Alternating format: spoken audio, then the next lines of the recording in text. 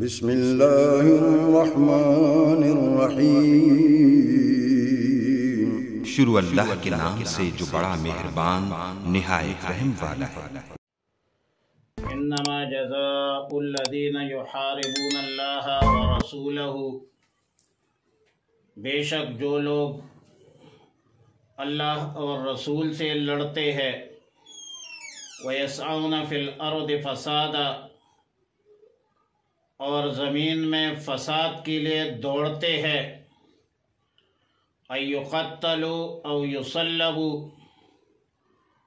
ان کی سزا یہ ہے کہ ان کو قتل کیا جائے یا ان کو سولی پر چڑھایا جائے، او تقطع ایدیہم وارجلہم من خلاف، یا ان کے ہاتھ پاؤں جانب خلاف سے کاٹ دی جائے، ذالک لہم خزی فی الدنیا، یہ ان کے رسوائی ہے دنیا میں، وَلَهُمْ فِي الْآخِرَةِ عَذَابٌ عَظِيمٌ، اور ان کے لیے آخرت میں بڑا عذاب ہے، إِلَّا الَّذِينَ تَابُوا مِن قَبْلِ أَن تَقْدِرُوا عَلَيْهِمْ، مگر جنہوں نے توبہ کی تمہارے قابو پانے سے پہلے، فَاعْلَمُوا أَنَّ اللَّهَ غَفُورٌ رَحِيمٌ، تو جان لو کہ بے شک اللہ رب العالمین بخشنے والا مہربان ہے۔ یہ جو پورا چیپٹر ہے، پوری ٹاپک ہے، آسانی کے لیے 10 باتوں پر مشتمل ہے، 11 باتوں پر۔ پہلی بات یہ ہے کہ گزشتہ آیتوں میں حابیل کے قتل کے واقعہ کی مذمت اور قتل ناحق کو جرم قرار دیا گیا۔ اب آیات مذکورہ میں ڈاکہ چوری کے شرعی سزاؤں کا بیان ہے، اور درمیان میں خوف خداوندی کی، خوف آخرت کی ترغیب اور ترہیب ہے، تلقین ہے۔ قرآن کریم کا انتہائی لطیف انداز میں خوف خداوندی اور خوف آخرت دونوں انسانی دماغ میں، اذہان میں ایک انقلاب پیدا کرتا ہے۔ دنیا عالم کے تعزیرات، قوانین، دساتیر صرف کتابوں تک محدود ہے، جبکہ اسلامی تعلیمات میں سزا اور جزا کے ساتھ خوف خداوندی اور خوف آخرت کو مستحضر کر کے ایک روحانی تسکین اور جرائم کے انسداد کا ایک ذریعہ ہے۔ خوف خداوندی اور خوف آخرت کے بغیر اقوام عالم کے قوانین پر عمل درآمد اور قانون نافذ کرنے والے ادارے انسداد جرائم کی ضمانت نہیں دے سکتے۔ قرآن کریم کا یہ مربیانہ، حاکمانہ اسلوب، طرز اور بیان انسانوں کے دل اور دماغ پر ایسے مؤثر قانون ہے جو ہر حالت میں ایک انسان کو جرائم سے پرہیز اور گریز پر مجبور کرتا ہے، چاہے خلوت میں ہو، چاہے جلوت میں ہو، چاہے راستے میں ہو، چاہے گلی میں ہو، چاہے کمرے میں ہو، جس جگہ پر بھی ہو۔ دوسری بات یہ ہے شان نزول کے حوالے سے، زمانے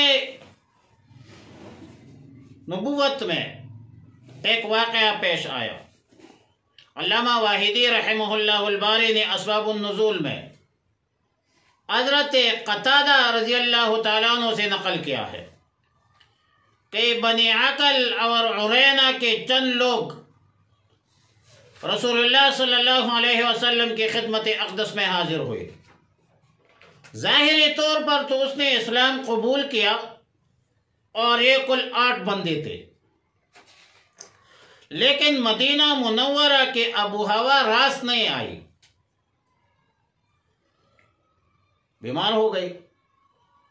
رسول اللہ صلی اللہ علیہ وسلم کو ان کے مرض کی کیفیت بیان کی گئی تو رسول اللہ صلی اللہ علیہ وسلم نے فرمایا کہ صدقہ کے جانوروں کے جو چرانے والے ہیں، چرواہے ہیں، ان کے ساتھ رہو، اور فرمایا اشربوا من ابوالها و البانها، ان کو اونٹوں کا پیشاب اور دودھ پلایا جائے۔ اب پھر یہ علیحدہ فقہی مسئلہ ہے کہ بطور تداوی تھی، علاج کے طور پر تھی، حلت کی بنیاد پر تھی، یہ علیحدہ فقہی مسئلہ ہے،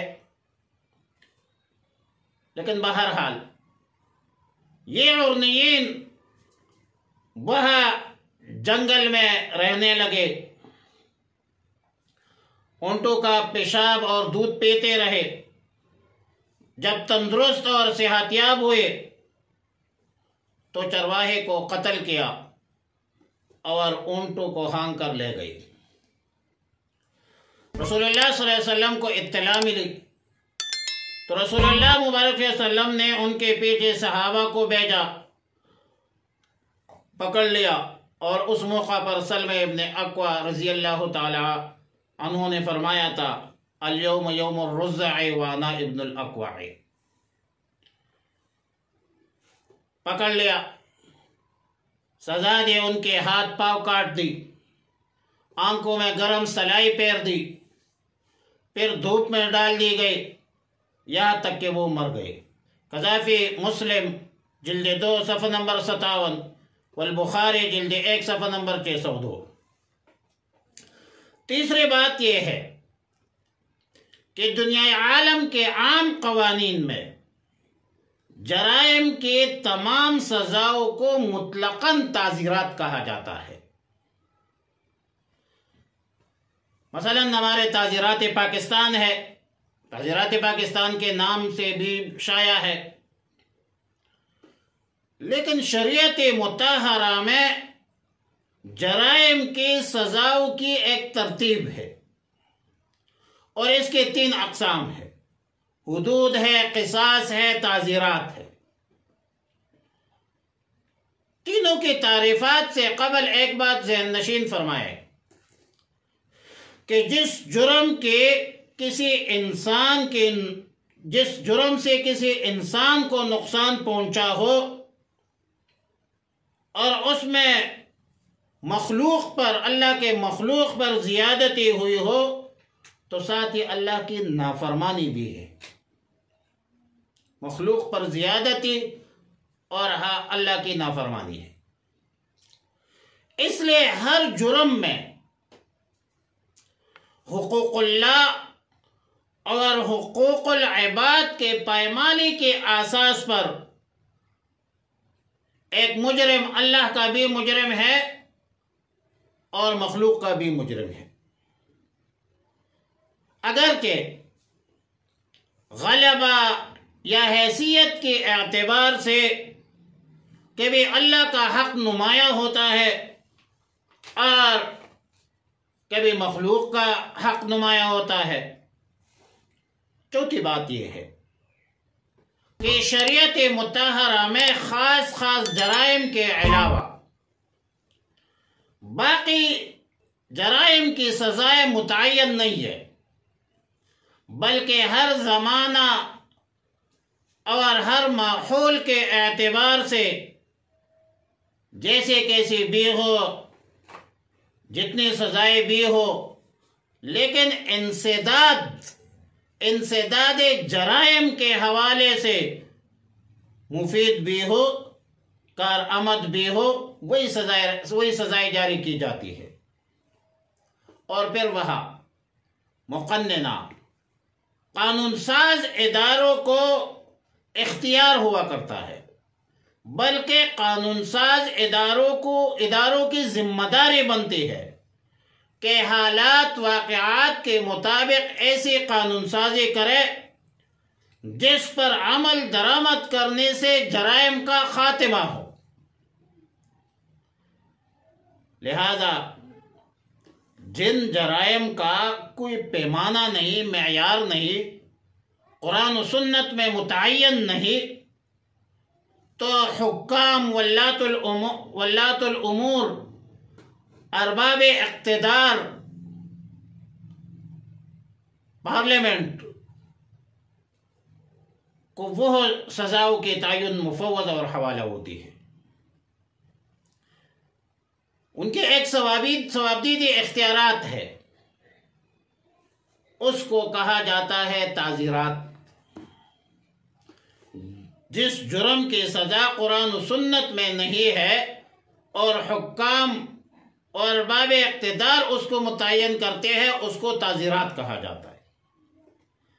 پانچویں بات یہ ہے کہ جن جرائم کی سزا قرآن و سنت میں متعین ہے وہ دو قسم پر ہے۔ ایک وہ ہے جس پر اللہ کے حق کا غلبہ ہے، تو اس کو حد کہا جاتا ہے، اور حد کی جمع حدود ہے۔ اور جس جرم میں حق العبد مخلوق کا غلبہ ہو، مخلوق کے حق کا غلبہ ہو، اس کو قصاص کہا جاتا ہے۔ تعزیرات، حدود اور قصاص تینوں کی سزائیں مختلف ہیں۔ تعزیرات وہ جرائم ہے جن کی سزا متعین نہیں ہے، جن کے سزاؤں کا تعین حکام کریں گے، ہلکی بھی ہو سکتی ہے، سخت سے سخت سزا بھی ہو سکتی ہے، معاف بھی ہو سکتی ہے۔ اس کا مفہوم بہت وسیع ہے، اور سزاؤں میں آپ تغیر، تبدل، کمی بیشی بھی کر سکتے ہیں، اس کی بھی گنجائش ہے، اور اس میں سفارش کی بھی گنجائش ہے۔ حدود وہ ہے جس میں کسی قسم کی تبدیلی یا ترمیم یا تحریف کا اختیار، کمی بیشی کا اختیار ارباب اقتدار کو بھی نہیں ہے، اور نہ زمان و مکان کے بدلنے سے حدود اللہ میں تبدیلی ہو سکتی ہے، اور نہ حدود اللہ میں سفارش ممکن ہے۔ حدود کتنے ہیں؟ مجموعی طور پر جمہور کے نزدیک 5 ہے، چھٹا بھی ہے۔ اور وہ بندہ جو ڈاکہ کرے، چوری کرے، زنا کرے، تہمت لگائے، شراب پیے، اور ارتداد کی سزا کو اگر ملایا جائے تو پھر حدود کی 6 اقسام بن جاتی ہے۔ اب ان سزاؤں میں کمی بیشی کا اختیار حاکم وقت، حکمرانوں کے پاس نہیں ہے، اور نہ ہی اس میں توبہ اور معافی سے، توبہ سے یہ دنیاوی سزائیں کم ہوتی ہے۔ البتہ ایک صورت ہے، جو ڈاکو ہے، اگر گرفتاری سے پہلے توبہ کرے اور تمام تر معاملات میں اس کے توبہ پر اطمینان ہو جائے، تو ظاہر ہے کہ یہ حد ساقط ہو جاتی ہے۔ البتہ گرفتاری کے بعد کوئی توبہ قابل قبول نہیں ہوتی۔ باقی حدود میں توبہ دنیاوی سزاؤں کے اعتبار سے کسی بھی وقت قابل قبول نہیں ہے، خواہ گرفتاری سے پہلے ہو یا گرفتاری کے بعد ہو۔ چھٹی بات یہ ہے کہ حدود معمولی سے شک و شبہ کی بنیاد پر ساقط ہو جاتا ہے، مطلب شواہد، شہادت یا ثبوت میں معمولی شک و شبہ پایا جائے تو حد ساقط ہوگا، اور مسلمہ قانون ہے کہ الحدود تندرع بالشبہات، حدود ادنیٰ سے شبہ سے بھی ساقط کر دیا جاتا ہے۔ لیکن اس کا مطلب یہ نہیں ہے کہ مجرم کو کلی چھٹی مل گئی، بھائی صرف حد ساقط ہوا ہے۔ تعزیرات اور تعزیرات کی بنیاد پر تعزیراً اس مجرم کو آپ مناسب سزا دے سکتے ہیں۔ مثلا حد زنا میں 4 مرد گواہوں کا ہونا ضروری ہے، لیکن 3 موجود ہے، چوتھا نہیں ہے۔ چوتھا گواہ نہ ہونے کی وجہ سے حد زنا جاری نہیں ہوگا، ساقط ہے، شرعی حد جاری نہیں ہوگی۔ ہاں اگر تعزیرات کی بنیاد پر حاکم وقت مناسب سزا دے سکتا ہے تو 100 دفعہ دے دے۔ 7ویں بات یہ ہے کہ آیات مذکورہ میں محاربہ اور زمین پر فساد کا ذکر ہے۔ فرمایا انما جزاء الذین یحاربون اللہ ورسولہ ویسعون فی الارض فسادا۔ دراصل محاربہ حرب سے ہے، حرب سے ماخوذ ہے، جس کا معنی ہے چیننا یا چین لینا، اور آسان مفہوم بدمنی پلانا، جس کا مقابل متضاد لفظ امن اور سلامتی ہے۔ اب یہ بات غور سے سن لو کہ اکا دکا قتل کرنا یا اکا دکا انفرادی طور پر چوری کرنا، اس کو یہ شامل نہیں ہے۔ اس کو آپ محاربہ نہیں کہہ سکتے،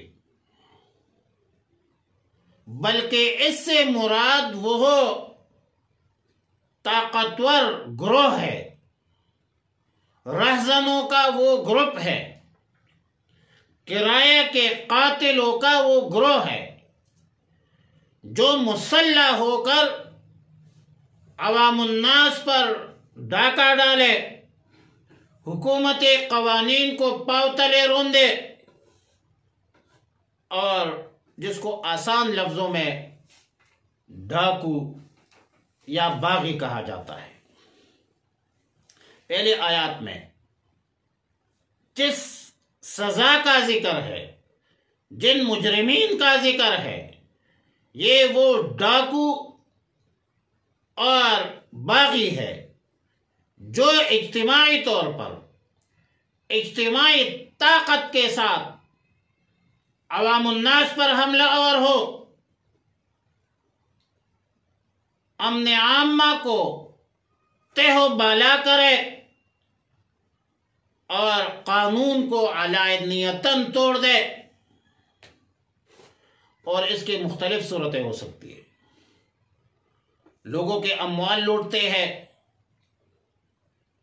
آبرو اور عزت پر حملہ آور ہے، خونریزی کرتے ہیں۔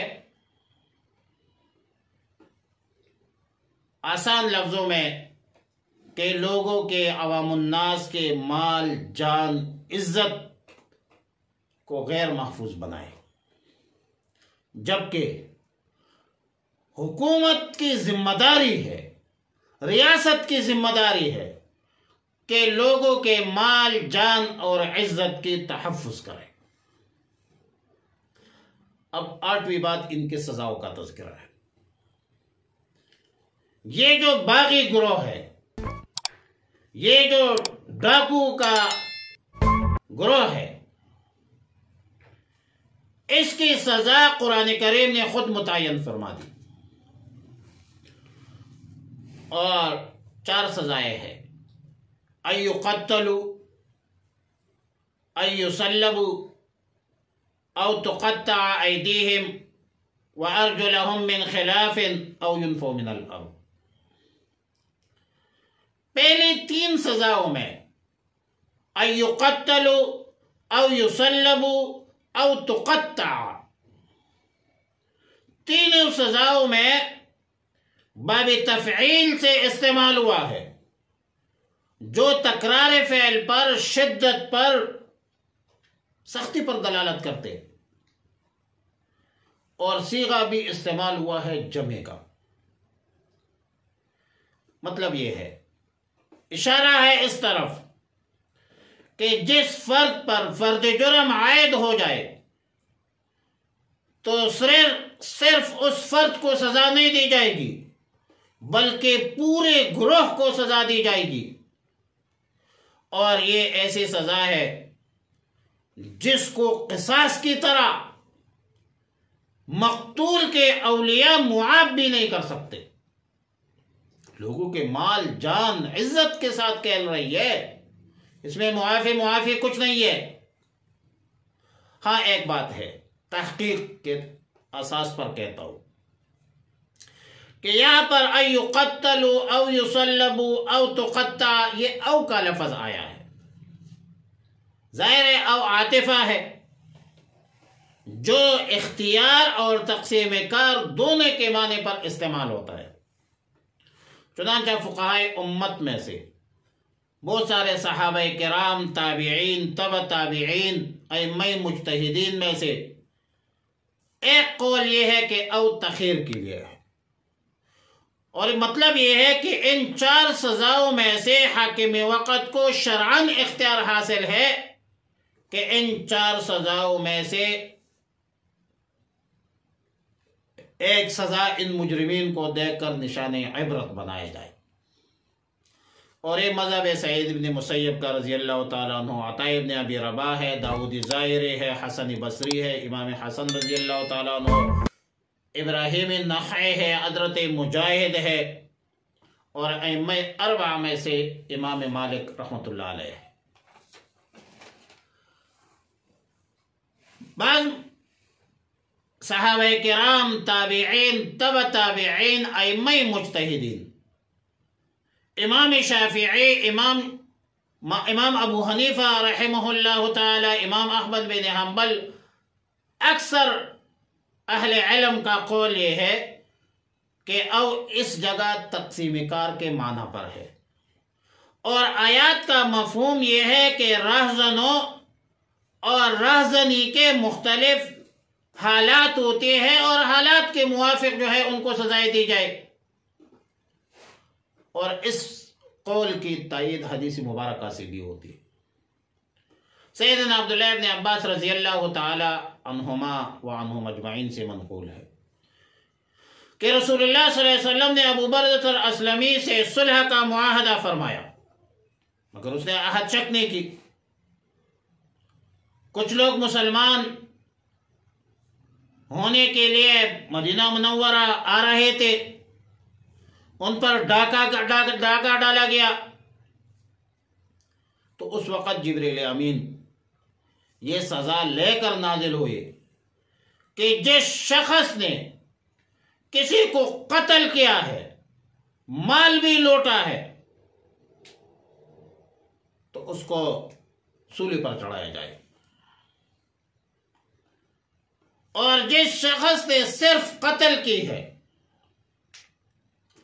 مال نہیں لوٹا، تو اس کو قتل کیا جائے، اور جس نے قتل و غارت نہیں کی ہے، لوٹ مار نہیں کی ہے، اس کے ہاتھ پاؤں جانب مخالف کاٹ دیا جائے، یعنی دایاں ہاتھ اور بایاں پاؤں، یہ ان کی سزا ہے۔ اور ان میں سے جو مسلمان ہو جائے ان کا جرم معاف کیا جائے، جس نے قتل و غارت نہیں کی ہے، صرف اس نے لوگوں کو ڈرایا ہے، دمکایا ہے، ان کو جلا وطن کیا جائے۔ 9 نمبر بات ہے او ينفوا من الارض کا مفہوم۔ بعض فقہا یہ بیان کرتے ہیں کہ ان کو دارالاسلام سے نکال دیا جائے۔ بعض فقہا فرماتے ہیں کہ جس مقام پر ڈالا گیا ہے، جس مقام میں ڈاکہ کیا ہے، وہاں سے اس کو نکالا جائے۔ لیکن سلام ہے سیدنا عمر فاروق رضی اللہ تعالیٰ عنہ، اس قسم کے معاملات میں کسی کو جلا وطن نہیں کرتے تھے، اس طرح کے مجرمین کو وہ قید کرتے تھے۔ اور فرمایا کہ جو بندہ مجرم ہے، عادی ہے، جرم کا عادی ہے، اگر ان کو آزاد چھوڑ دیا جائے تو دوسرے شہروں میں جا کر لوگوں کو ستائے گا، لوگوں کو تنگ کرے گا، لہذا اس کو قید کیا جائے۔ وَهَذَا مذہب ابی حنیفہ رحمہ اللہ تعالی، اور یہ بھی مذہب ہے امام ابو حنیفہ رحمہ اللہ تعالی کا۔ ذَلِكَ لَهُمْ خِزْيٌ، یہ جو شرعی سزائیں ہیں اور جو دنیا میں دی گئی، یہ دنیا کی ذلت اور رسوائی کا ایک نمونہ ہے۔ آخرت کی سزا سخت بھی ہے اور دیرپا بھی ہے، لہذا معلوم ہوا کہ دنیاوی سزاؤں میں حدود، قصاص، تعزیرات سے بغیر توبہ کے آخرت کی سزا معاف نہیں ہوتی۔